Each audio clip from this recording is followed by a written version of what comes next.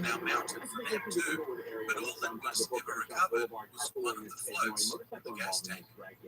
Amundsen had gone the way of his Viking ancestors, and back to the only home he ever knew.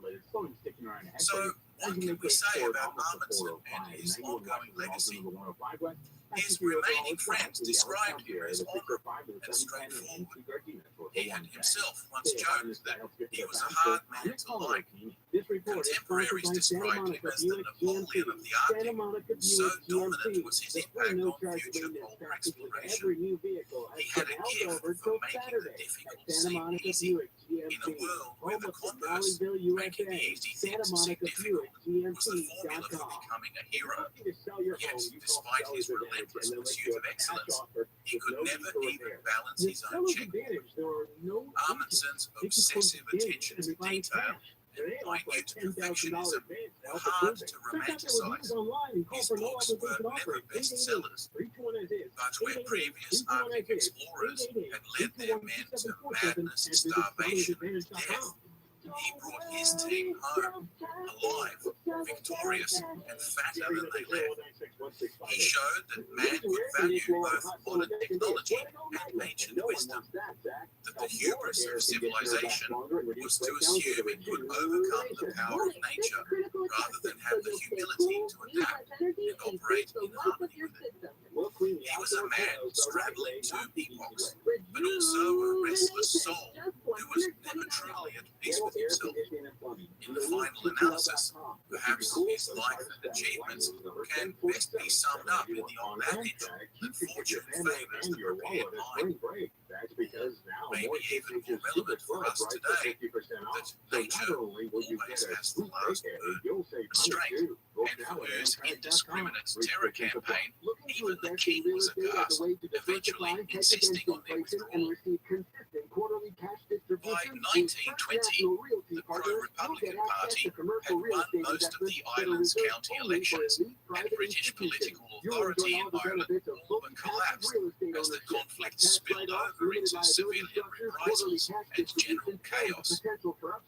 By 1921, it was clear to the British that they would have to concede some kind of Irish autonomy.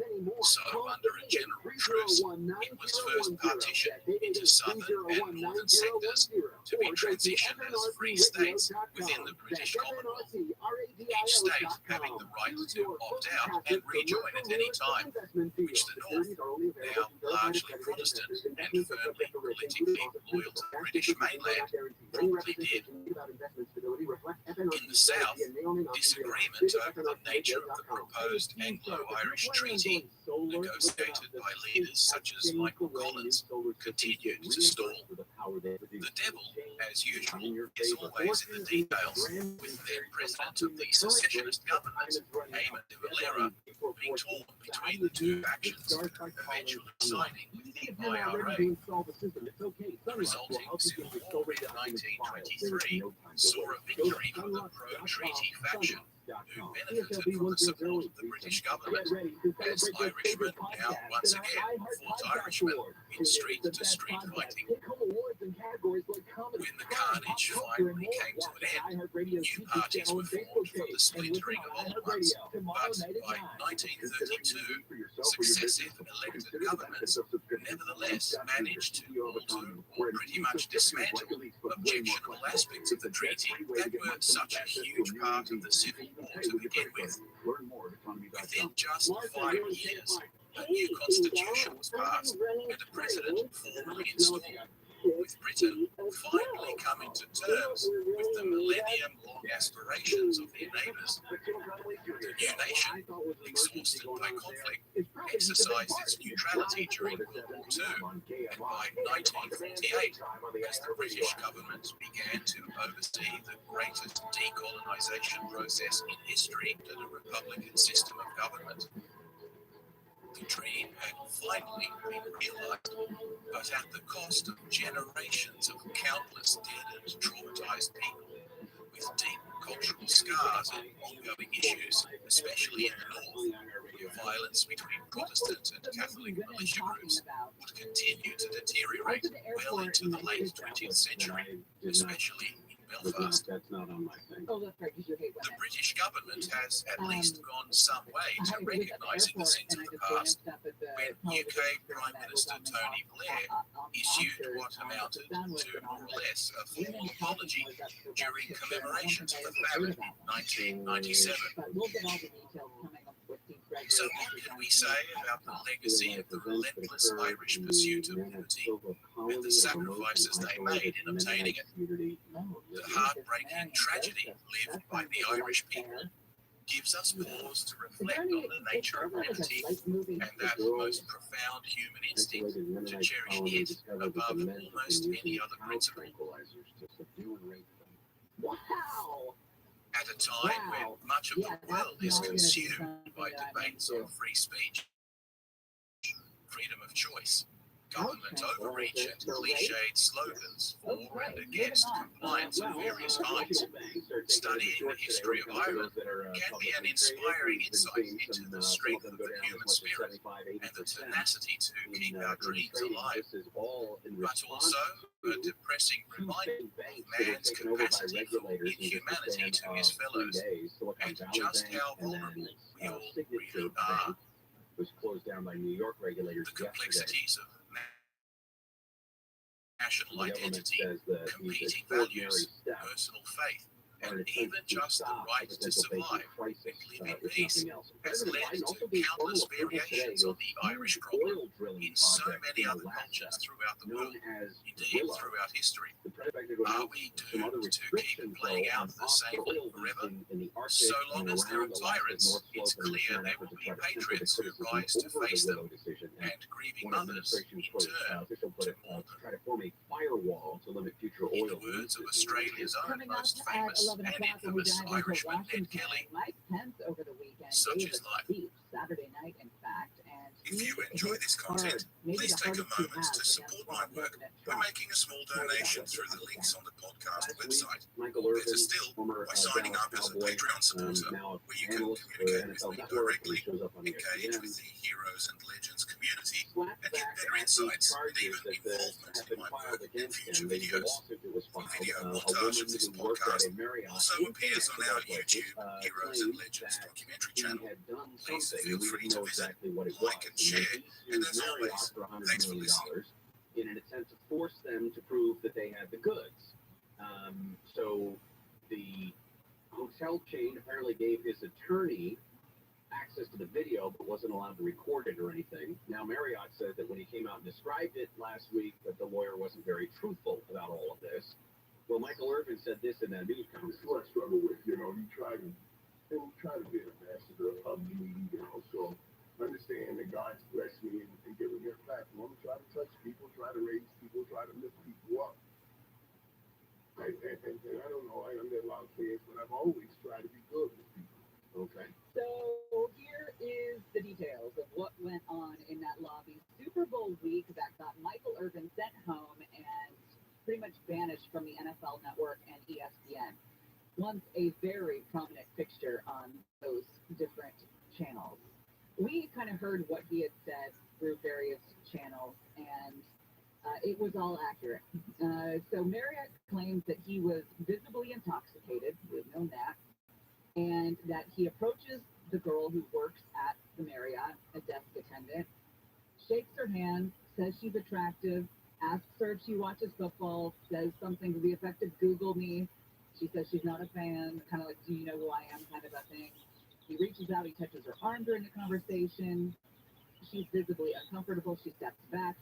He asks her whether she knew anything about having a, I don't know if we could say this. Can we say this? I don't know. You can say it once. Okay. Go ahead. Me? Yeah. I don't know what's that. Okay, it's a warning. A warning now. It's free. Now can I say it? Yeah. If she knew anything about having a big black man inside. Then he attempts to grab her hand, says he's sorry if he brought bad memories. She pulls her hand away, tries to back away. He continues to move toward her. Colleague was uncomfortable. Two other employees realized when she returned to work, and she reported the incident the next day to her manager. The manager told her to take the complaint to loss prevention. What? Or is that that's the catch-all phrase for security at the hotel? That doesn't make any sense. No. But the filing claimed that after she left the interaction, that Michael Irvin turned to another employee saying out loud, "She bad, I want to hit that," and then slapped himself in the face 3 times and exclaimed, "Keep it together, Mike." So the correspondence I had over the weekend with some friends in the league was, I can't believe he did that. It's just what we thought. That's crazy. He needs to keep his alcohol intake in check. And I found myself kind of not excusing his behavior, but I don't think you should lose your job for saying something way out of line. Yes, it's inappropriate. Yes, it's way out of line. But it is just words. I don't know. I mean, and also part of me is, that's from where I stand in my shoes. If somebody said that to me, I'd be like, you know, it would not go well for them. You know what I mean? Like I'd be able to take care of myself. I don't think I'd feel violated. I'd just be like, really? You wouldn't necessarily condone that person losing their job. No, I would not. A-hole. No. The problem is that the NFL gets to decide. Well, the NFL network gets to decide. Sure. And he is a face of that channel. And do they want that brand on their brand, especially when the league is already on thin ice when it comes to relationships with women? I was stunned when I saw Marriott's response because it was so dead close to what we had heard weeks ago. Like if it was completely different, if the language was completely different, if the words he used were different, there might be some amount of like, well, what really happened? It sounds like this. I mean, it's exactly what happened. Right. Is what my conclusion is. Now, can he continue to can he be the good guy in all of this? Can he continue to say that the Lord has put me in the right place? And I don't know, I'm a lot of fans, but I've always tried to be good with people. I think he needs to go away for a little bit. And I think that's what the NFL Network was trying to do after this happened. They said, you're going home, you're going back to Dallas or what have you. And he didn't. He stayed. And he was the one who came out and publicized this. He's the one that went on the defense tour the next interviews. If he just let this lie, it would have blown over. But he's the one who's made the mountain out of the molehill here. Yeah. Interesting, because I compared also, when I was reading through this, I compared it to the Jeffrey Toobin thing. So Jeffrey Toobin is that when he took his penis out on the Zoom call? Jerking little Toobin. Oh, he was manipulating it. Right. Interesting. I didn't even remember that part. And he was out. I mean, he was. CNN didn't want to touch him with well, they didn't want to touch him with yours, and they didn't for several months. But he came back. Now, was he? People forget, especially this day and age when it seems like there's accusations against so many people. You kind of forget what people did. And in the grand scheme of things, what Michael Irvin did is minuscule. Well, and how many times does that happen? I mean, I think it happens a lot more regularly. You would know because you're a woman. I would assume that you'd be on the receiving end of a comment much more so than I would in that vein. But I'm curious about how often it does happen. And did she recognize the guy? I mean, did she? He said she did not recognize him, but she knew enough. She's not a football fan. He's 58 years old. I mean, Michael Irvin hasn't been a big deal for a long time unless you're a consumer of the NFL Network. Yeah. Who's going to recognize Michael Irvin if you're a desk attendant at a Marriott in Phoenix? In the middle of the night. In the middle of the night. Right. And I'm assuming she's probably in her 20s, doesn't watch football. Some guy comes up to you acting like he's, a big deal. You don't want to fight. I think he's a great personality. I don't look to Michael Irvin to be the moral authority. Yeah. I look at him like that guy did a lot of blow and he's got a lot of energy and he's a great personality.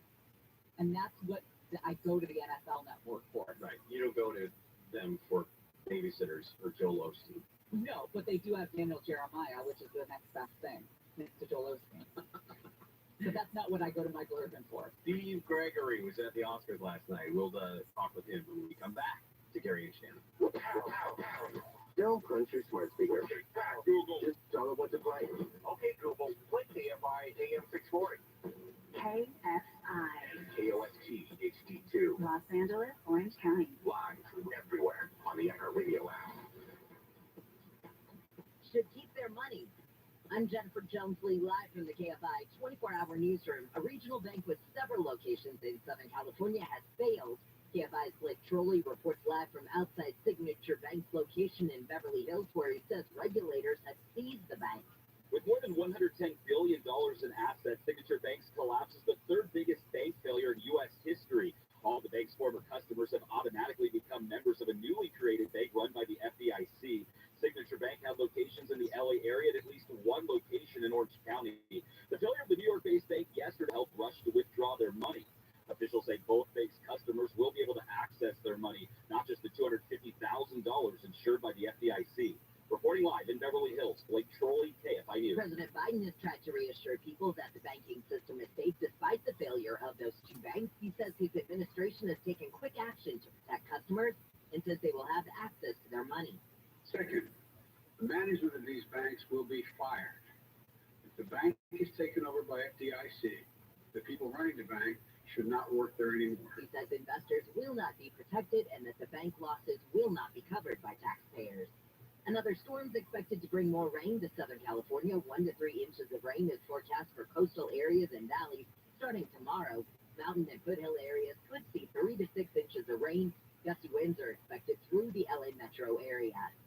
A woman's been killed by a hit-and-run crash in Pico Rivera. 3 women were walking on the curb of Brooks Road, approaching Rose Hills Road, trying to find their Uber. The 3 ladies were coming from an event that had taken place at the Pico Rivera Sports Arena. LA County Sheriff Captain Jody Hutak says 2 of the women were hit last night. When the fire department responded, they ultimately pronounced one of the females on scene deceased.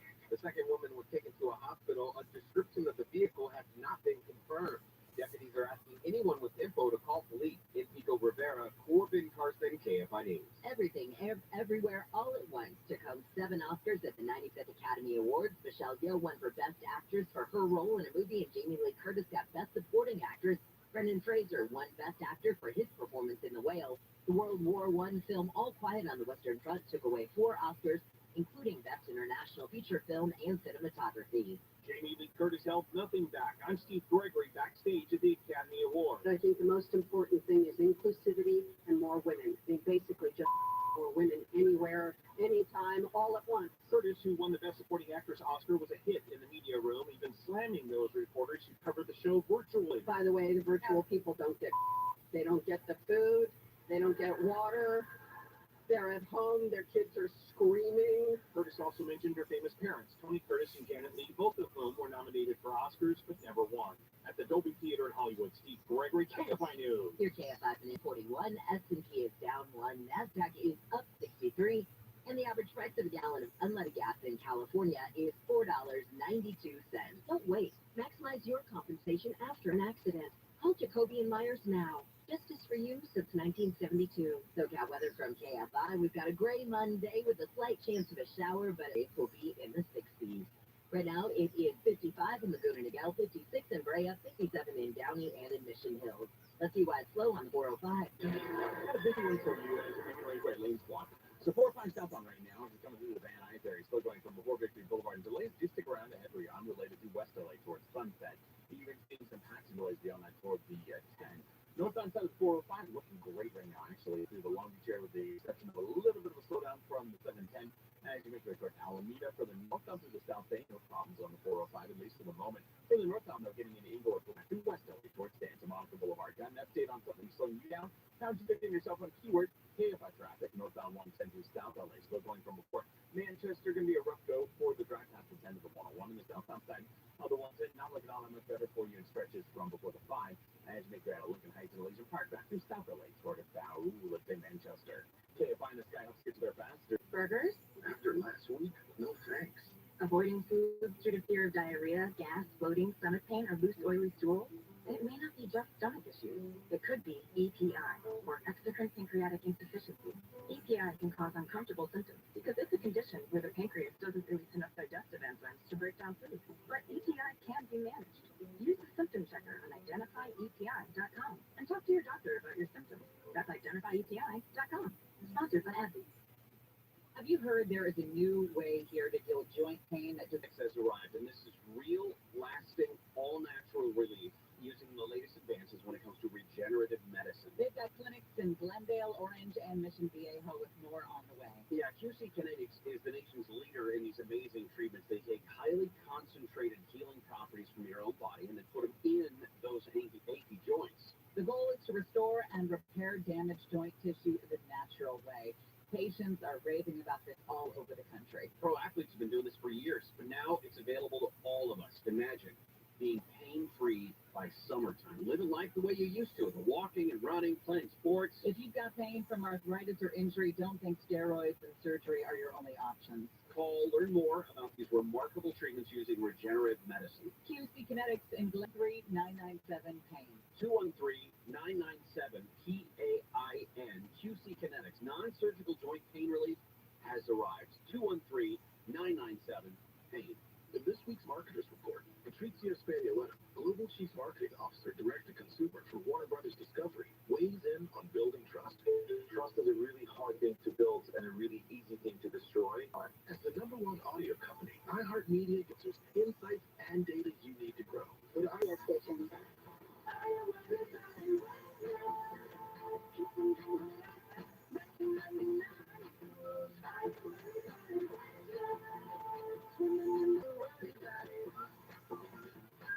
Gary Shannon, KFI AM 640 live everywhere on the iHeartRadio app. The government took some pretty extraordinary steps over the weekend to stop a potential banking crisis after the failure of Silicon Valley Bank. It's considered the second largest bank failure in history, assuring all depositors at the institution they would still be able to access all their money quickly, even as yet another bank had to shut down also. There were concerns that the Santa Clara Bank was going to fail and spread. Regulators had worked all weekend to try to find a buyer, which was the second largest bank failure in history. Those efforts appeared to have failed. So, a sign of how fast the financial bleeding was occurring, regulators announced that signature in history. Dodgers spring training is here. Listen to every play from Arizona in HD on the free iHeartRadio app. Keyword AM 570 LA Sports. This afternoon, Dodgers take on the Cleveland Guardians. First pitch at 1:05. Your home of Dodger baseball, AM 570 LA Sports. You and I were both out at spring training over the weekend. We'll talk about it coming up in the next hour. So I guess you call it metaphysical multiverse, something, everything, everywhere, all at once. Somebody wrote, wrapped its hot dog fingers around Hollywood's top prize. Seven Academy Awards. And for the first time since Network, it won 3 acting awards. Wow.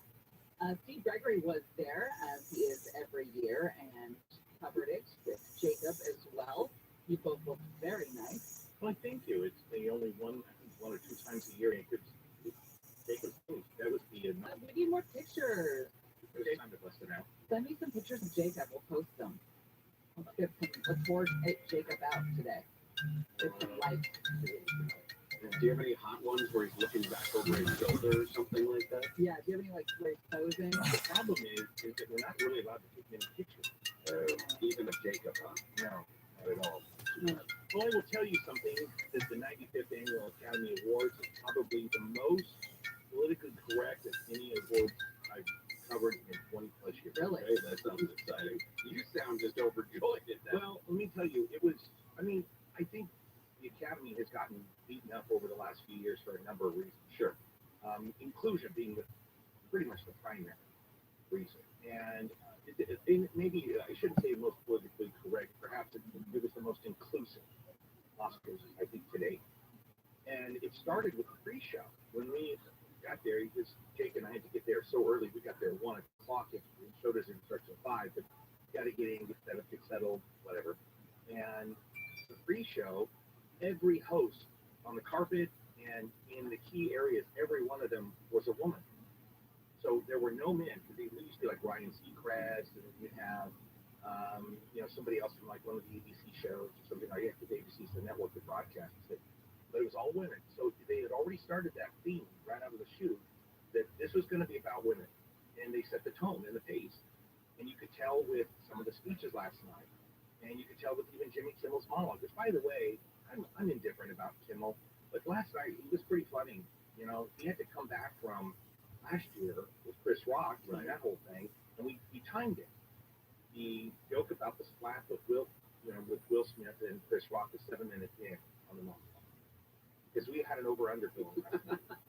And we all said under 2 minutes, and he actually got us done. So, but I was, Jake and I were positioned backstage last night, and that to me, I quit covering the carpet. It's just a pain for us anymore, because we don't do live from out there. And so really, we like to focus on what happens backstage, because that's the stuff no one hears. That's the stuff no one knows about. And it's always interesting to me because, we can all go back and the Oscars and whoever is in charge of whichever award show, a lot of times now they'll post the speeches or the acceptances on Twitter, YouTube, whatever, so we all get to see that.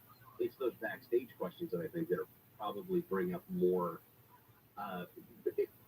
You can go deeper. You as a journalist asking questions can go deeper, and the performer usually feels a little bit more free. So before we break, I'll play you this one from Jamie Lee Curtis backstage. She was our first actress of the night. She had won supporting actress for Everything Everywhere All at Once in this Pade.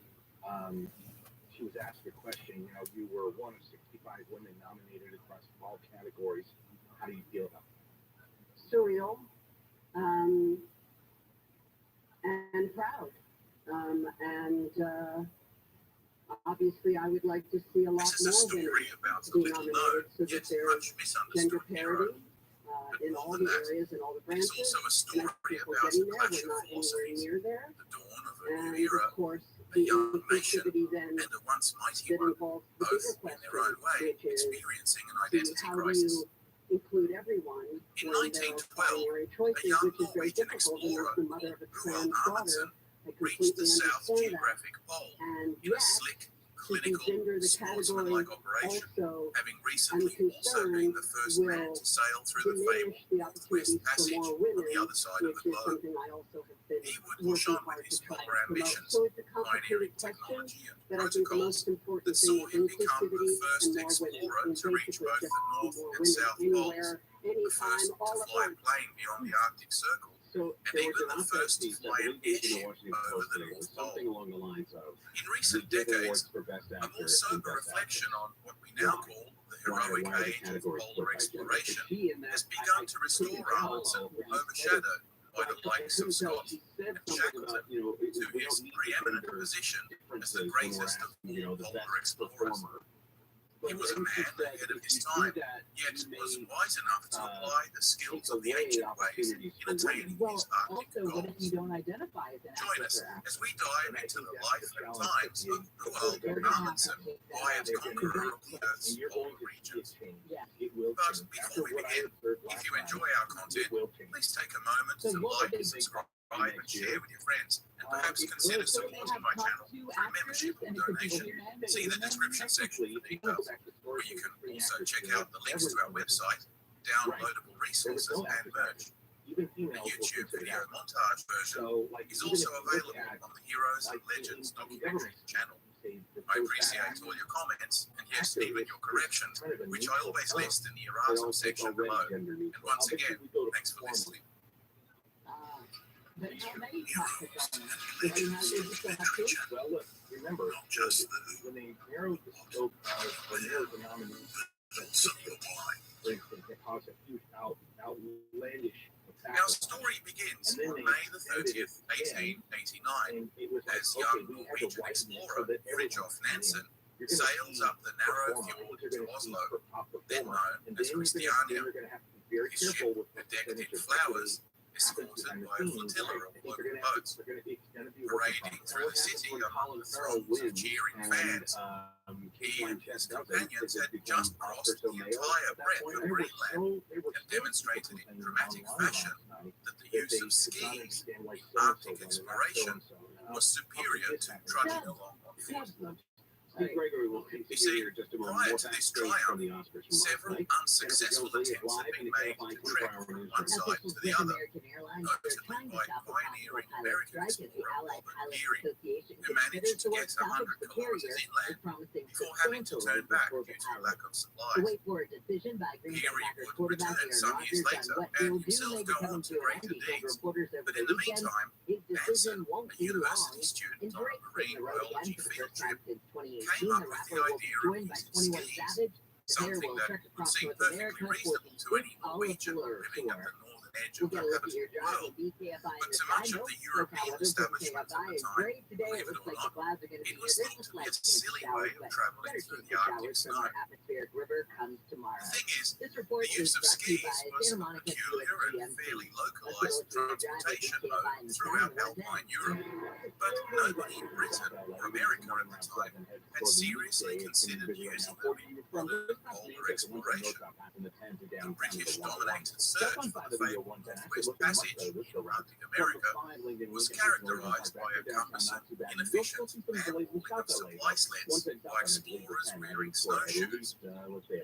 This setup caused such exhaustion and caloric deficit that the rations they carried were wholly inadequate. On top of that, the clothing they wore was also very uncomfortable, prone to excess sweating and therefore frostbite. Despite the presence of Inuit hunter-gatherers throughout the northern reaches of America and the frontier pioneer trappers who got to know them, little formal attention had been paid to their remarkable ability to survive in the harsh Arctic conditions.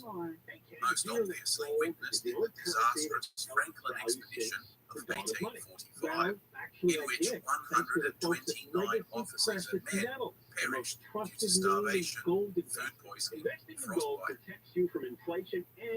Sir John Franklin, a decorated Royal Navy officer, had already led two previous Arctic expeditions to chart the northern regions of Hudson Bay in Canada. His first, the Coppermine River expedition in 1819, was plagued by vague orders, poor organization, unreliable supplies, and the dependence on guides with whom there was no solid relationship they could depend on. Additionally, the members of the expedition were completely unschooled in Arctic travel and survival, such that the project ended in complete disaster, with over half of the party perishing and the remainder barely rescued in time by Yellowknife indigenous tribes. Despite his brush with disaster and criticism from some quarters, Franklin's harrowing account of the ordeal became a bestseller, and any suggestion of incompetence was brushed off as bad luck. Indeed, Franklin himself appears to have learned little from his experience, apart from the conviction that it would have fared better if more money, men, and supplies had been thrown at it, as opposed to cultivating a relationship with the neighborhood of well-provisioned, disciplined Navy men who would operate as cogs in the juggernaut machine that would overcome all obstacles through sheer determination and improvisation. This attitude would come to define the British approach to exploration in general, and polar exploration in particular. The British government, desperate to chart a navigable passage through the Arctic waterways between the Atlantic and Pacific Oceans, once again appointed him to lead an expedition into Canada. And this time, they lavished the venture with customized boats, plenty of supplies, and a free hand to do as he wished. Though ultimately unsuccessful in opening up the Northwest Passage, it nevertheless resulted in the charting of hundreds of miles of the Mackenzie River and added volumes of scientific information on magnetic activity, geology, and botany towards the annals of the several gentlemen's science clubs that were becoming increasingly fashionable at the time, not to mention cashed up. This public thirst for scientific inquiry expanded the scope of what had till then ostensibly been trade-motivated expeditions.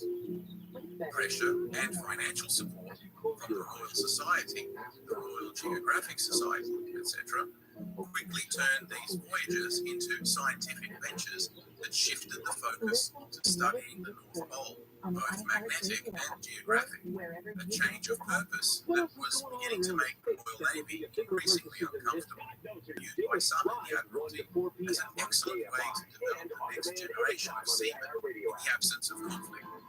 Others didn't see it quite that way, and as the focus expanded beyond merely sailing and into Arctic trekking, there was substantial debate as to how much the Navy ought to participate in supplying both men and material. But it wasn't just gentlemen and admirals getting in on that.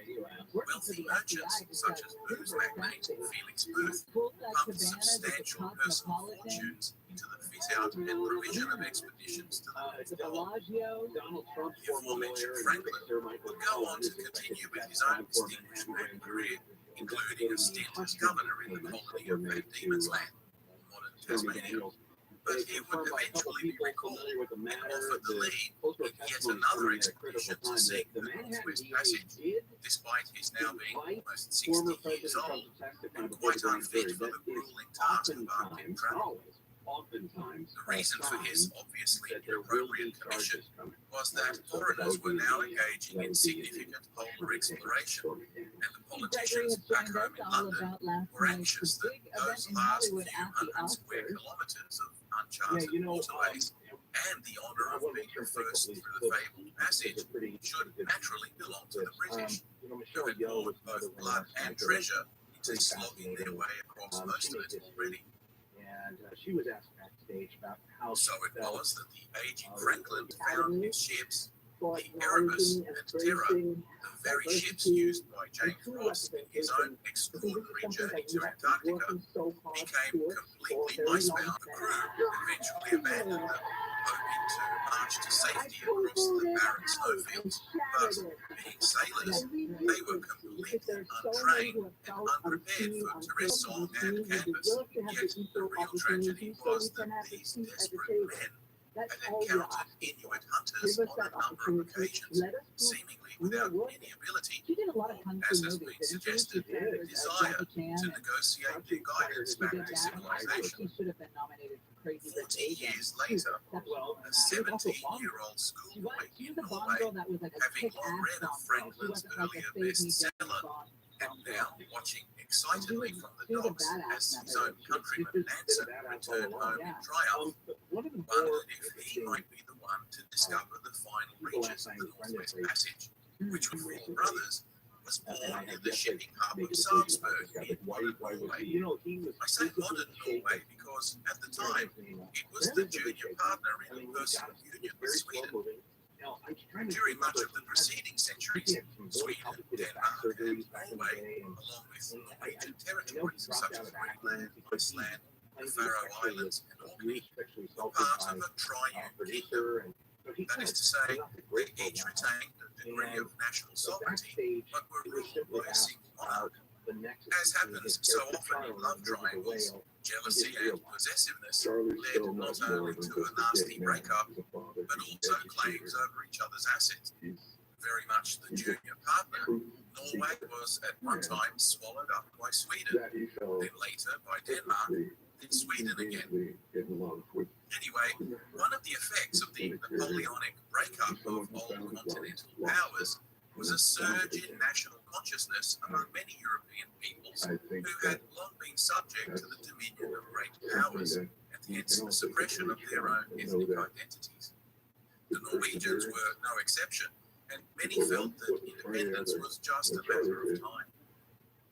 During the preceding centuries, they had developed quite an experienced merchant navy, as liberal internal politics gave individuals much more freedom of travel and opportunity than other monarchies of the period.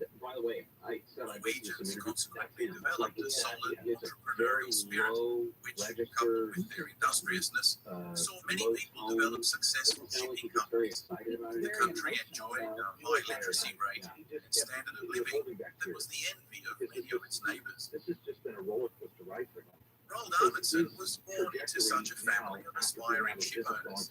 His father and uncles were already well-respected captains and owners of a number of vessels, with his three older brothers also going into the family business. They were one of those families that just seemed to get on.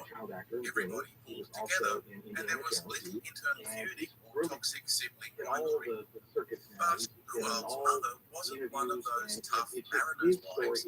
She was from a more genteel interior family, and she had aspirations that at least one of her boys would become a doctor. After years of living the hard life, she finally convinced her husband to get off the tools and run the company affairs from the capital.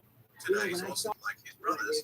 He submitted to her wishes and remained a student. Now, don't get me wrong, being a sea captain was highly respected in Norway, but to have a son who was a doctor or lawyer was just one extra tick on the list for aspiring families. So every mother dreamed of at least one family. It can only show you how We can just imagine poor teenage Rob watching his hero sailing into the harbour while he was stuck in a classroom. By all accounts, he wasn't a very good student either. We have reports of his headmaster lamenting that Luwald was not only an embarrassment to his school, but also had a pig-headed tendency to speak up when he felt some injustice was being dished out by the teacher. He developed an early reputation for sticking up for his friends and calling a spade, even if it earned him demerits. It was the fierce loyalty to his friends that would characterize his entire life. why I am in America. It was the reason Norwegian why kids, I have a better born life. into I have some all of the these harshest and opportunities. longest winters in Europe, Like I said in my learned to ski almost as soon as they she could walk. sacrificed so They much. were completely She comfortable had a great traipsing life across the where we freezing, came from, snow-covered mountains and skiing the many she wild gave all that forested up so slopes that all cover her children, there's three-quarters of 9 their of them. country. There's The 9 of them. inhospitable, And every single breathtaking one of them terrain, are so grateful for my wild parents. Atlantic seas, You know, he long was dark winters he and was kind of capricious typecast weather for a long time. breeds a And, tenacious people unfortunately, when I who hear live him talk, with I a hear deep, Mr. Jones. abiding respect Now, of after nature that role and that her he also played in frequently Indiana brutal Jones, power. he talked about how he couldn't With the get heroic work, crossing that of everyone Greenland saw him on as that skis character. by Nansen in Speaking like that, 1888, he had a lot of problems with Norwegians that. embraced I will their say aptitude for winter sports, and skiing became I'll wrap you that up. increasingly It'll always popular fair. all across the country.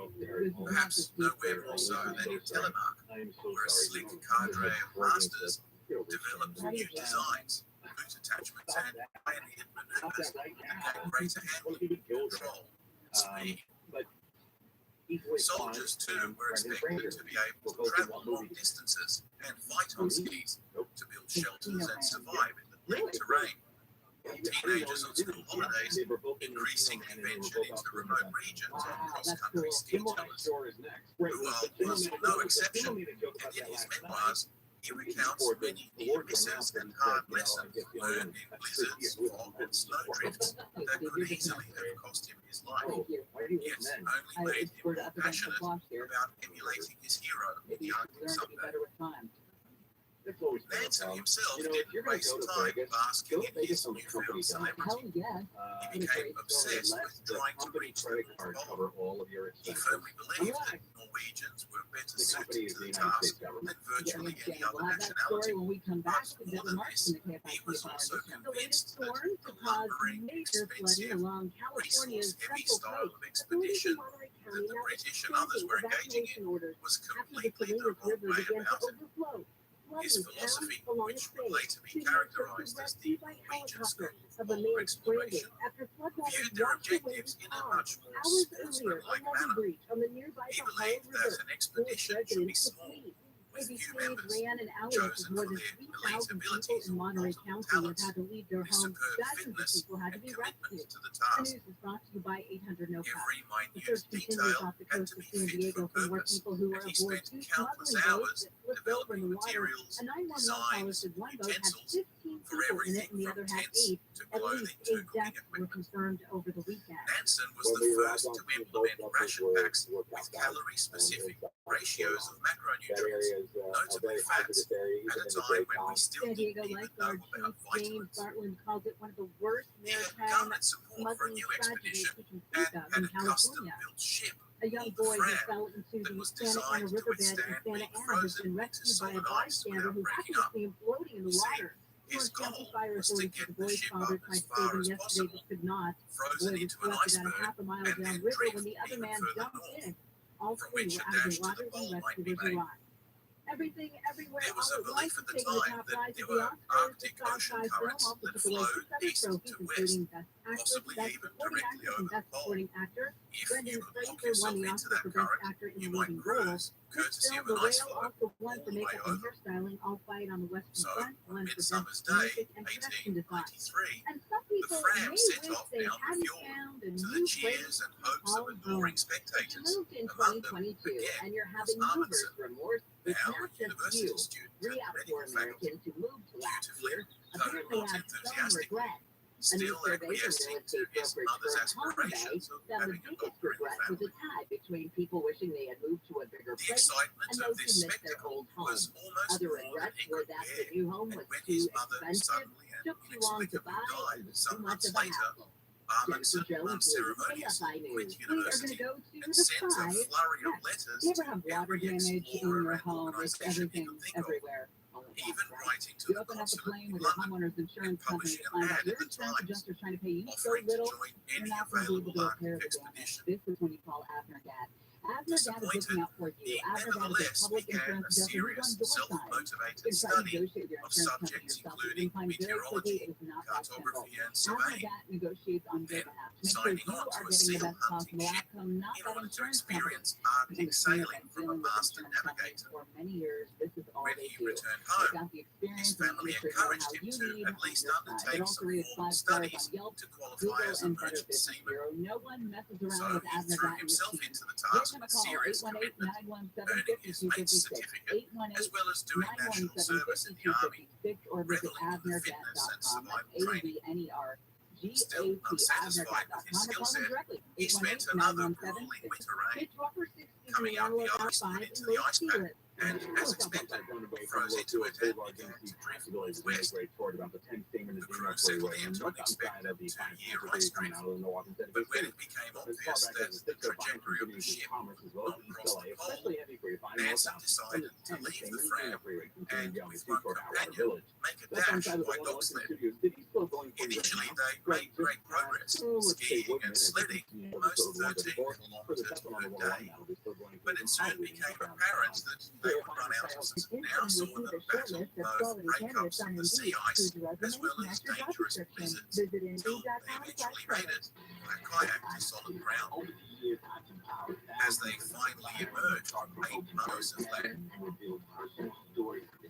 heroes returned from the grave.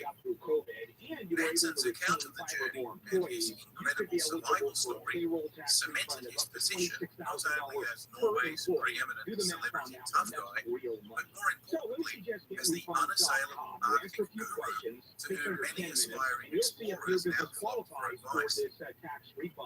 Amundsen himself would regularly visit and mine him for information like a child eager for bedtime stories. The usually reserved Nansen saw something of himself in the young Amundsen and took a shine to him as a father figure and mentor over the many long years of their enduring friendship.